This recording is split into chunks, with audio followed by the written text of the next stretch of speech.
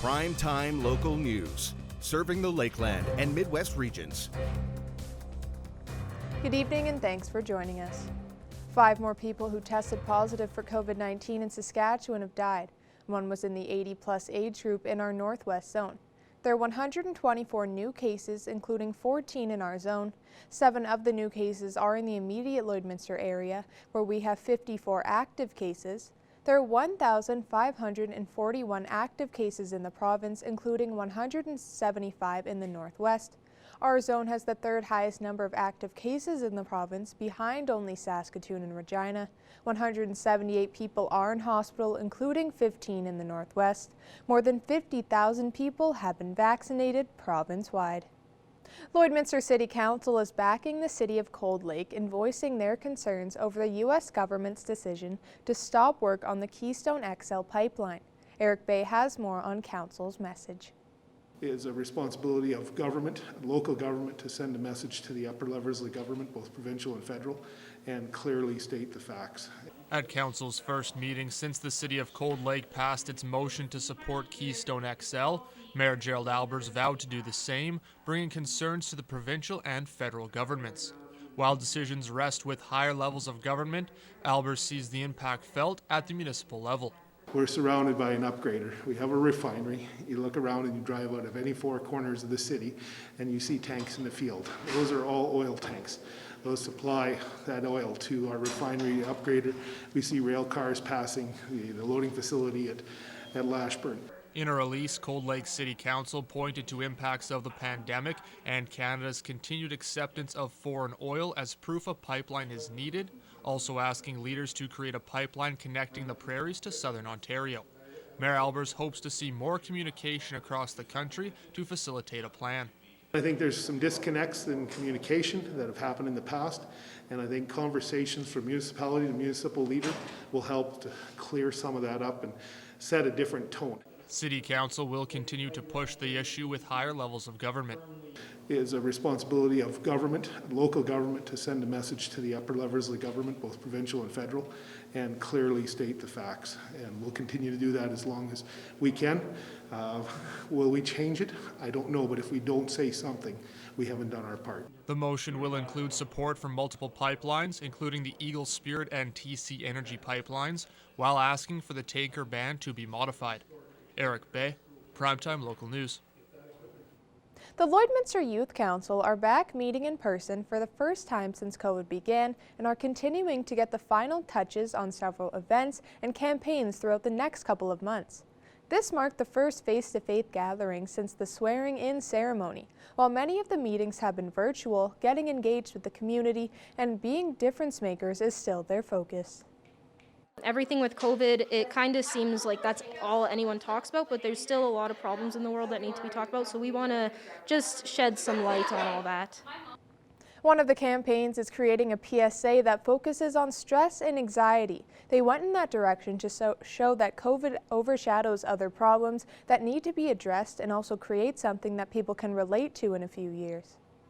We don't want them to be like, oh, I'm stressed, but it's not COVID, so this is like irrelevant. We want them to really take this to heart and use the tips that the video has. For more updates on events the Youth Council has planned, you can find them on social media or their website at lloydyouthcouncil.com. A group of local artists are combining for a virtual craft market this week. Our Tate Laycraft has more. Joining me currently via Zoom is a local artist who's responsible for organizing a virtual artisan and crafts market. Michelle Shea, thanks for joining me today. Thank you for having me.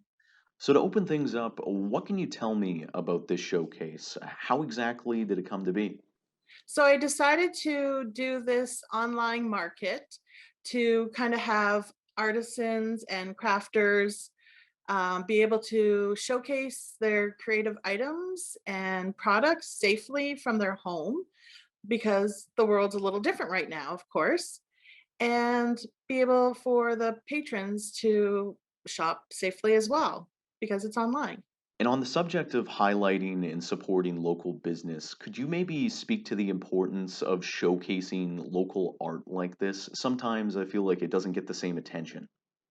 Sure, like a lot of people might have taken on making more creative items during the main COVID lockdown period.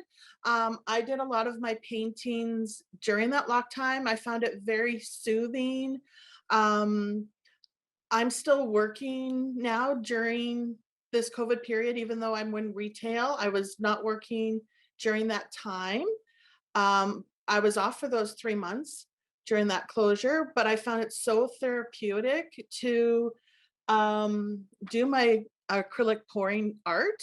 My house is full of it now, but it was just so therapeutic to do my art. And if I can sell some of it, great. If not, my walls will just be covered. But I think a lot of people really got in the habit of doing some sort of creative process during this crazy past year to keep themselves mentally stable, and found a creative outlet, whether it was doing art, crocheting with their hands, whatever they could do to just really keep busy and keep normal as best they could. Mm. So yeah, they might not have a full on like business, but they just want to share their creations with others. And as of right now, on the opening day of this 4-day market, how has the community response been so far? So far we have quite a few people jumping online and checking us out. But yeah, everyone has been sharing it through Facebook, sharing it into other groups, really making sure that they can get the word out to support small business and handcraft items. And continuing on that note, do you have any plans for this to become maybe a reoccurring event? It would be nice to do something this maybe every couple of months or maybe monthly, depending on how we get for a turnout. It would be nice to continue it if possible. And before we say our goodbye, for people who might be interested in checking out your market online, where can they go? Sure, it is on Facebook, and you can search it easily. It's a public group, so you just search Virtual Online Craft and Artisan Market, February 17th and 20th, Lloydminster and area. Thanks so much for doing this, Michelle. Yeah, for sure. Thank you for having me. Today marks Random Acts of Kindness Day, and the Connects Club of Lloydminster wants people to show their support and kindness throughout the community. Our Shelby Clark spoke with them for more. I'm joined today with Chantel McAlpine, the Lloydminster Connects president. How are you today? I'm very good. Thanks for asking. Thanks for having me. Of course, yes. So today is marked as the National Day of Kindness. When was this day officially marked in the past? So there's a couple different things. Today is marked for the Random Act of Kindness. It's actually an organization, I believe nationwide, that focuses on acts of kindness. And as well, the Connects and Kinsmen Clubs of Canada are celebrating our National Day of Kindness throughout the week, which ends on February 20th, which is this Saturday, which is actually the 101st anniversary of the day that King Canada was founded. Okay, and why does the Connects Club believe National Kindness Day, Random Acts of Kindness Day, is so important in the community? 101 years ago, Kin Canada was formed by our founder, Hal Rogers. And on that anniversary of February 20th, every year, we go out there and we celebrate by providing acts of kindness for the people in our communities. And this year especially, I know it's been very difficult for people to get out there and to celebrate together. And so having these little ideas and just helping others see, where can we make these changes? And how can we do these acts of kindness, I think will go a big way in our community. And what all do you suggest that people could do to help celebrate kindness today? I've been doing a lot of research on different ideas that we can put forward and go out into our communities to do as random acts of kindness. You can go to our Facebook page. I do have 2 images, one kind of aimed towards kids, one aimed towards adults, in different ways that you can provide those acts of kindness. Some of them are as simple as holding a door open for someone or leaving a loonie at a vending machine for the next person in line, buying someone's coffee. I believe there was some that were even as simple as letting your sibling have the toy first, even though you really want it. So there is a large variety of different things that we can do. And it's just a matter of, maybe going out of our comfort zone every once in a while and doing something nice for someone else. And speaking about online, where can all residents look to find more information about National Kindness Day? You can definitely check out the Lloydminster Connects Facebook page, as well as the Kin Canada website, which I believe is kincanada.ca. The link that we have on our page today is actually linked to randomactofkindness.org, which is, again, the organization that I mentioned earlier that focuses on different acts of kindness as well. And is there anything the Connects Club has planned to celebrate today? Today, we're focusing on pushing random acts of kindness within the community, encouraging others to get out.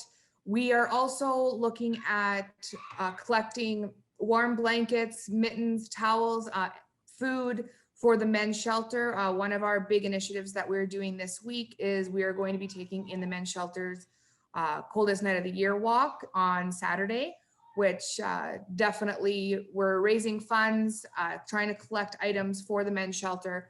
And if you are interested in doing or helping us out with any of that, please feel free to contact Connect here in Lloydminster or contact us on our Facebook page. And is there anything else you want to add for residents to know about right now? I guess there's a couple things. The Connects have been working very hard this year amidst the restrictions to get out there in the community and to help out. If you ever have any ideas or you're wanting to volunteer yourself, please reach out to us and let us know. Things are definitely a lot more difficult now. We have managed to raise funds for a lot of very good organizations and non-for-profits so far this year.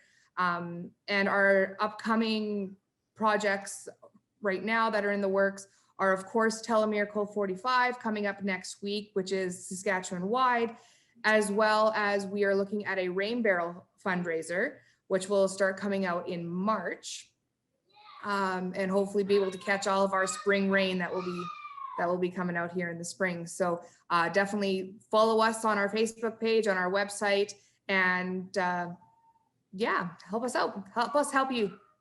Perfect. Thank you so much for joining me today, Chantel. Yeah, thank you so much for having me.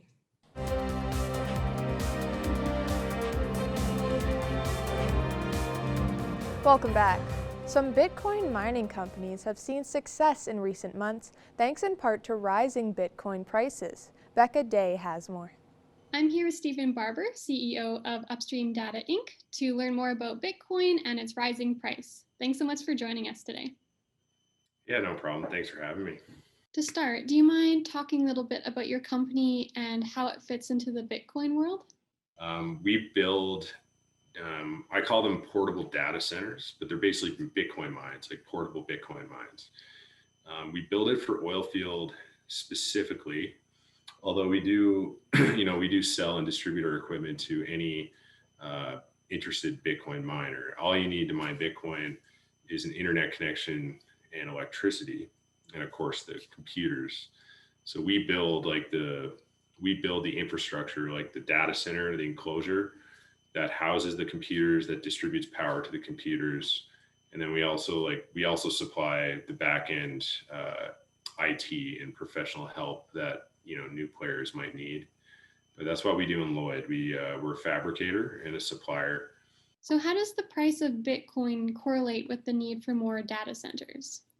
In a nutshell, you can see, or you can think of the price of Bitcoin like the price of oil. So price of oil goes up, people producing oil all of a sudden making more money, and then they reinvest their profits into more oil wells and more infrastructure usually, right? Or they just, sell the company and go on vacation for a while. But same with us, like Bitcoin, the Bitcoin price is similar in analogy to the oil price. So as the Bitcoin price is rising, it creates more profit margins. But just like when the oil price rises, what happens when the oil price rises is producers invest more in drilling and completion and production. So oil price goes up, the supply also goes up following that. Same thing in Bitcoin. Bitcoin price goes up, and eventually the supply, which is called the hash power, goes up, or the difficulty goes up. And so the revenue, just like in oil and gas, the revenue earned is sort of self-regulated by the more profitable it becomes, the more people do it, so it becomes less profitable. So same deal. So right now the Bitcoin price has been spiking. So a lot of people locally and around the Lloyd area are buying our data centers. And in the like I said, we're shipping as far down to Texas. So oil producers all over the country and in Canada and the US are buying our products, and we're shipping it to them, and they're mining Bitcoin off their waste gas. So where do you see the future of Bitcoin going? Yeah, I think I'm very bullish on Bitcoin in the sense that, like sometimes I have to temper my own expectations because, it's hard for people who haven't been exposed to it and haven't mainly like learned about it and how it works to like sort of understand why I would think the way I do. But I think it has a very bright future. I think it challenges and offers a better alternative, I think, like a completely better and sounder alternative to our existing monetary system. So because of that, I think the adoption is going to keep increasing. Like in a nutshell, I just think it's a better system for creating and distributing money than like a central banking system. And that's sort of the core of Bitcoin. Like, why do people like Bitcoin? Like, there's many aspects to Bitcoin that aren't even as good as the traditional like financial system and how it works and how it's structured. But it does offer a lot of interesting improvements on it. Well, thanks for taking the time to talk with us today, Stephen. I appreciate it. Yeah, no problem. Anytime. Now here are your stock market prices for today.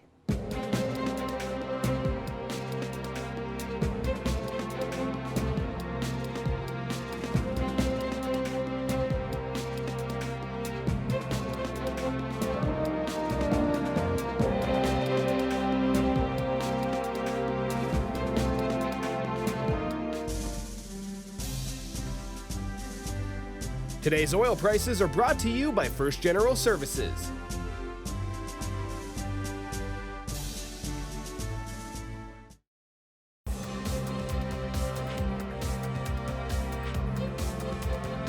The 2020 minor football season barely got off the ground. Teams were able to have modified practice, and the Holy Rosary Raiders were the only team in the Wheatland Football League to play exhibition games. While the team isn't being rewarded for those games, one part of their team is being recognized for doing more.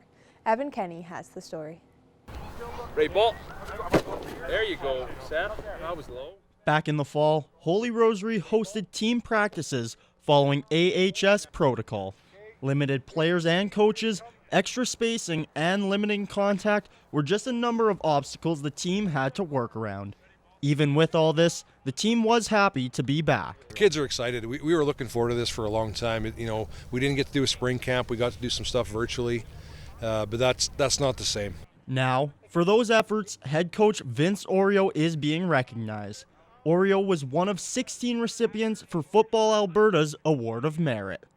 You got to lead by example, and if I want other adults in the building to sort of take the lead, and not just in athletics but in the arts and all the other programs and things that we offer, then I can't just say it and not do it. So I have to do it, and I love it, and it's rewarding for me to see the kids benefit from it. In a typical season, coaches and officials would receive awards based on stats and standings. This year, coaches were nominated based on their ability to keep the lights on while following COVID protocols. My name's on it, but really it's a reflection of everybody on the coaching staff, and it was the kids that sent in the nominations. From what I understand, there was over 20 kids that sent in emails and nominations. So it's nice that they recognize the effort that gets put in. This was the first and last year for the Award of Merit. Oreo, the Holy Rosary Raiders, and the rest of football can get back on the field following Alberta Health Services return to play Step 1. Evan Kenny, Primetime Local Sports. Now we're Jace Mackey. We'll take another look at your weather forecast.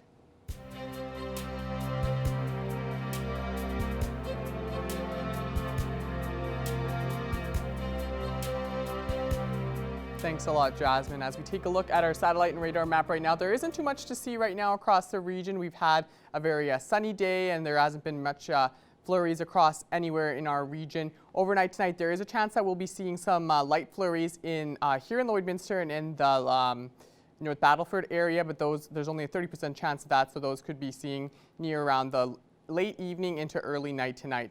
As we take a look at current temperatures across our region right now, Cold Lake sitting at -12, Bonnyville sitting at -13, same with St. Paul. -12 is also the temperature down in Vermilion, -13 in Wainwright, and -12 in Provost. Up in Lac La Biche, they're sitting at -11. -11 is also the temperature in Vegreville. Out in Edmonton, they're sitting at -7 right now. Looking into Saskatchewan, we're going to see up in Alacross right now, they're sitting at -16, -12 in Green Lake and Pierceland, -13 in Meadow Lake and Maidstone, and also North Battleford, -12 in Macklin and up in Green Lake as well. -14 is the temperature in St. Walburg. As we take a look at temperatures tomorrow in Saskatchewan, they're going to be pretty similar to today, pretty mild temperature, still cold, but not as bad as we've seen over the past week. We're going to be seeing a -13 for the high in Alacross, -12 in Green Lake, -13 in Meadow Lake, -11 in Pierceland, -15 in St. Walburg, and here in Lloydminster tomorrow, -16 in Maidstone, -17 in North Battleford, and Macklin's going to be sitting at -9. Taking a look into Alberta tomorrow, things are a little warmer than they are in Saskatchewan. -6 is the daytime high up in Lac La Biche, -11 in Cold Lake, -12 in Bonnyville, -10 in St. Paul, -14 in Marwayne, -11 in Vegreville and Vermilion, -6 in Wainwright and Provost, and -4 in Edmonton.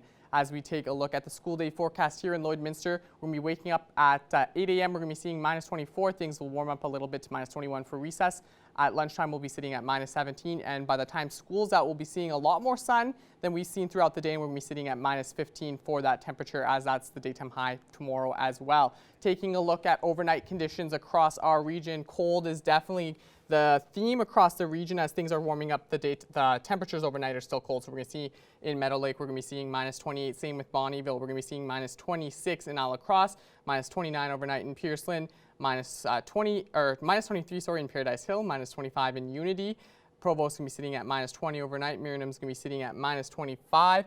And Wainwright's going to be sitting at -22. As we take a look at the next 7 days, things are getting warmer. We'll be seeing Friday is going to be sitting at -5 and a low of -17. As we head into your weekend, we'll be seeing a partly cloudy, partly sunny day on Saturday with a high of -1 and a low of -10. Things will be pretty cloudy on Sunday, but pretty warm as we'll see a high of +4, so we're in a low of -6. As we head into the next week, Monday is going to be partly cloudy, partly sunny with a high of +2 and +1 is the low. Things will get a little colder, but still pretty warm as we'll see Tuesday high of -2 and a high of -7 on Wednesday. And there's a 61% chance we'll be seeing some flurries on Wednesday. That's a look at your 7-day forecast. We'll have more news after the break.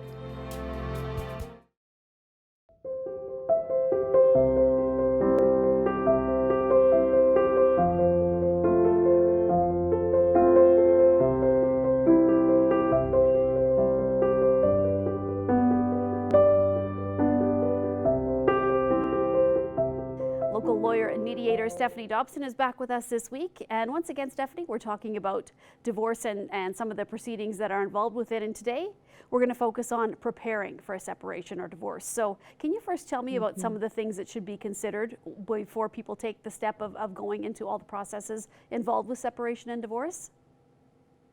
Sure. Thanks again for having me, Stacey. You know, it's a hard thing to figure out that final step of whether someone is going to actually separate or not. And before families are considering about talking to lawyers or even making those final steps, I really recommend doing some soul searching and doing some research into what you really want as far as that next step in your life. So I can tell you, I've recently come upon a really great book. It's called Too Good to Leave, Too Bad to Stay, by an author called Mira Kirschenbaum. And what she talks about is really helping families to get out of what she calls that ambivalence trap, which we also call, sort of hanging on the fence about whether to stay or whether to go. And so to me, the real important thing at this stage of whether you're really considering that separation is at the end of the day, being comfortable with that decision, that in fact, it is better to be separated than to be together if that's your ultimate decision. And Stephanie, once that decision is made, what can they do then to move forward to either go ahead with a separation or a full-on divorce? So I've come up with my top 3 tips for this one. So the first one is to take that time to deal with the emotions around the separation. So finding someone who's really supportive to you, whether that's a friend or a neighbor or family member, or even a professional counselor to help you through those emotions.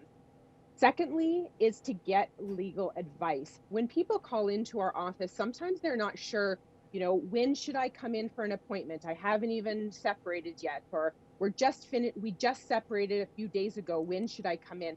The best thing I can advise is come in as soon as possible, because then you're making decisions that are not super time sensitive. You have more time to consider those decisions. And the third thing is to avoid making decisions too soon. Very soon after a separation, there's often lots of emotions, and a really great thing to do is to take time to give each other space and to give yourself space to really consider what you want as far as that next step in your life. Well, Stephanie, you did kind of allude to it in your last answer, but when is the right time to engage a professional? Well, like I said before, the earlier the better. So just especially getting initial information is a really great tool. Sometimes we have to make decisions really quickly, but the more time that we have to make those decisions, the more likely that you're going to be making some sustainable decisions. And when this starts happening, obviously there's a lot that goes on with both sides. How do you know what documents to start preparing and things to get ready to go through this process? When I meet with families, I have a checklist that I give to them that helps them to walk through exactly the kinds of documents that they'll need to be gathering.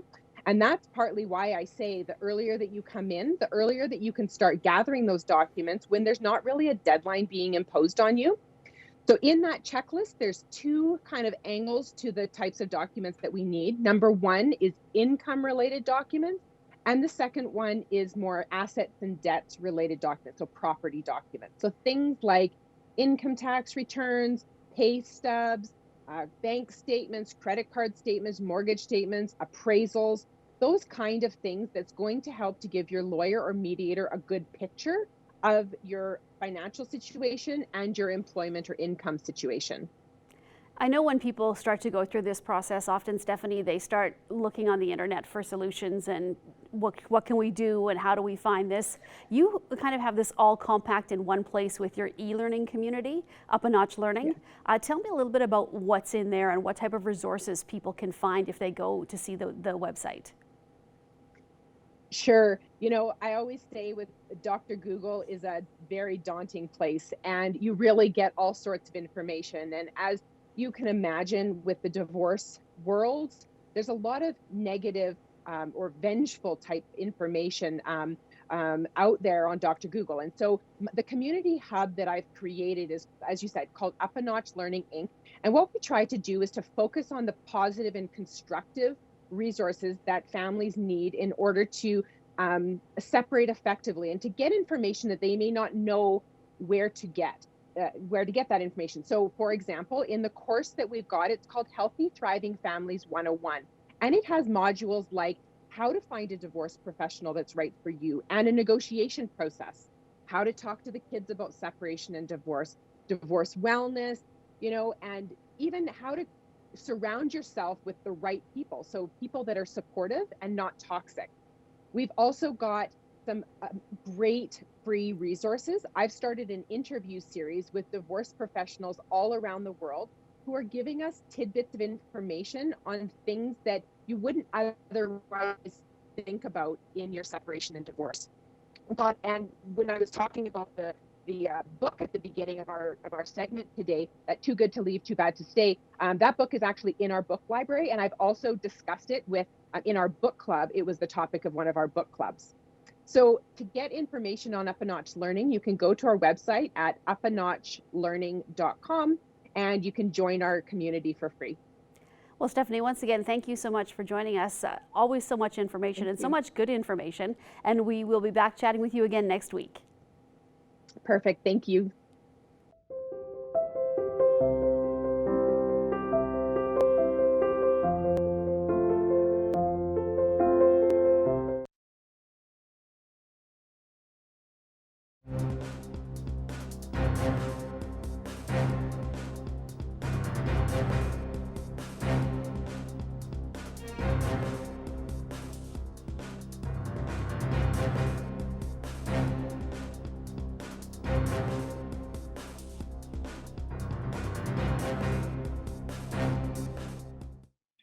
I'm joined here today with local author Billy J. Miller. Now, you recently released a children's book named Bubbles Took a Trip, which is sort of based on a true story. So I'll get you just to explain the background of this book.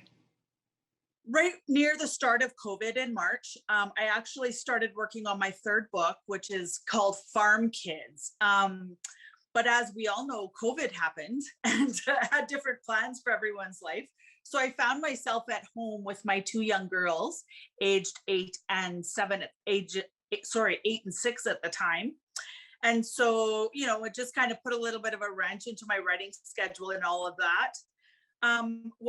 So what happened was my third book kind of happened upon us more than me actually making it happen. But it's a true story based on our actual family dog. We have a Bernese Mountain Dog on our farm, southwest of Lloydminster, and she is the sweetest, most loyal dog.